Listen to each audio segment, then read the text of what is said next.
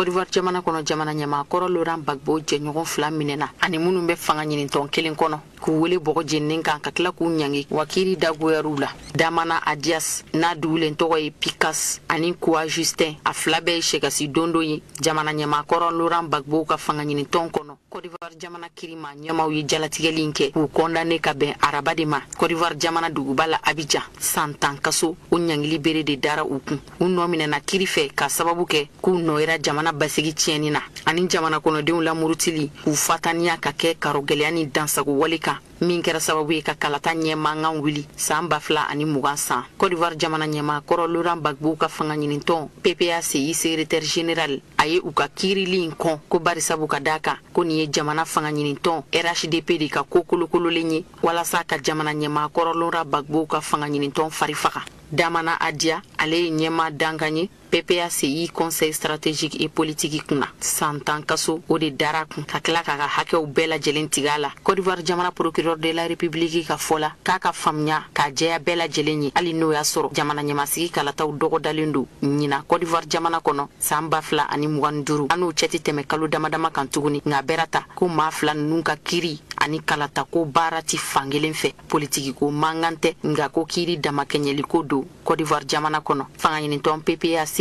o kɔni y'o galontigiya k'a fɔ nin ye politiki ko mankan de ye ka fɛɛrɛ ni dabali sugu bɛɛ lajɛlen tigɛ min bɛ kɛ sababu ye k'u ka fanga ɲinitɔn fari faga walasa jamana fanga ɲinitɔn ka sebagaya sɔrɔ a kan jamana ɲɛmasigi kalata natɔw.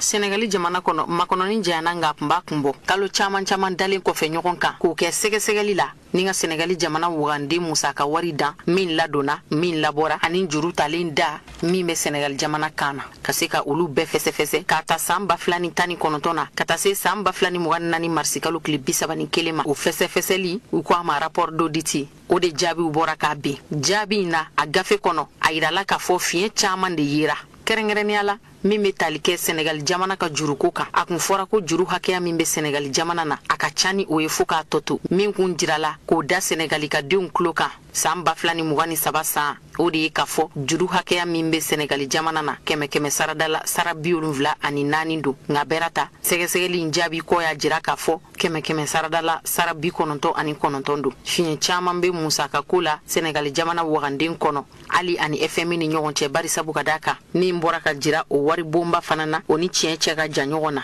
bawo kɛmɛ saradala a yirala k'a fɔ sara 5 o ye juru ye nka jaabiw taara bɔ a kan k'a fɔ juru sara 12 kɛmɛ saradala fɛn bɛ tali kɛ hali jamana kɔnɔden furuba baarakɛlaw ka sarako kan o bɛɛ sen b'a la ŋanamu ni ferege ɲagami donn'o fana la k'a daminɛ san 2019 san na jamana furuba baarakɛlaw ka sara o tun ye sefa wari miliyari 744 san 2023 a sina ka yɛlɛn ten balaw ka taa se sefa wari miliyari 1 ani 313 la kɛmɛ saradala o bala ka yɛlɛ in san 4 kuntagala kɔnɔ a yɛlɛnna ni sara 75 ye bɔ taara kɛ ni fiɲɛ minnu kan jamana kunkanko nafolow nɔfɛ a kɛra jamana ɲɛmaakɔrɔ Macky Sall tile de la fanga sinamatɔnw kɛrɛnkɛrɛnnenya la n'o ye jamana ɲɛmaakɔrɔ Macky Sall tile waati maaw ye a yirala k'a fɔ waleya cɛjugu bɛ olu de nɔ la nka u kɔni bɛ k'u dala cɛ a la k'u dɔnko tɛ nin ko la fanga sinamatɔnw kɔni bɔra k'i dantigɛ k'a fɔ a tɛna janya u bɛna bɔ ka ɲɛfɔli kɛ walasa faamuya bɛ se ka sɔrɔ barisabu ka da kan ko namaralen de filɛ nin ye ka turu ta k'u b'a da u kun.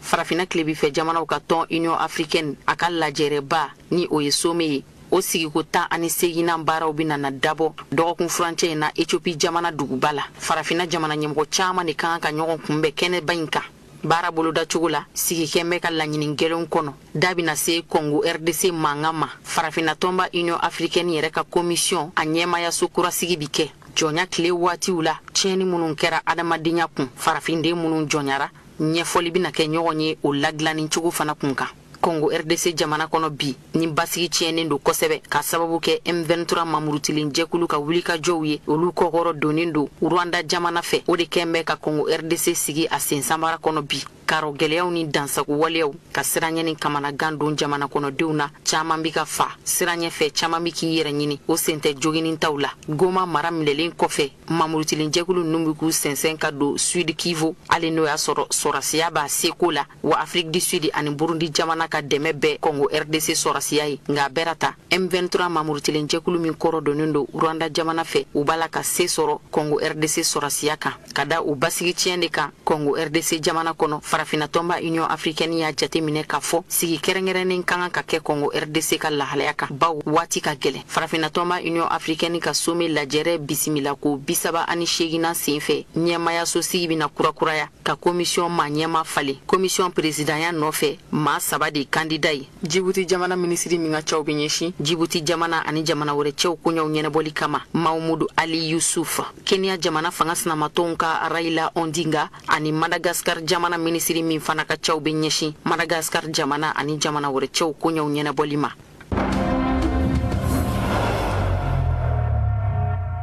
sirabaga kasara do kera Zimbabwe jamana konnana bisutigi ni camion tigi do de ɲɔgɔn sɔrɔ a juguyara kosɛbɛ bari sabu ka da ka mɔgɔ 24 olu ni bɔnɛna kunnafoni minnu lasɔrɔla ka bɔ polisiya da accident in kɛra Zimbabwe jamana fan min fɛ ani Afrique du Sud jamana bi dancɛ bɔ a yirala k'a fɔ bus min ni camion ye ɲɔgɔn sɔrɔ ko bus in tun bɛ k'i kunda Zimbabwe jamana duguba kan Harar a passager n'o y'a kɔnɔmɔgɔ ye o tun ye maa 35 ye o de ni camion ba tira ɲɔgɔn na maa 24 ye diɲɛ to wa maa caman de jogina accident in yɛrɛ kɛyɔrɔ la maa 17 olu ni ma bɔ a kɛnɛ kan maa joginenw cɛlen kɔfɛ teliyala k'u kunda n'u ye kɛnɛyasow kan sabagatɔ maa 7 tɔw sɔrɔla ka diɲɛ to ka sababu kɛ u ka joginin daw juguya ye jate min ni o bɛ ka fɔ joginin taw la maa 30 u bɛɛ kɔni taara bisimila minɛ kɛnɛyaso kɔnɔ wa u ka furakɛliw fana bi ka kɛ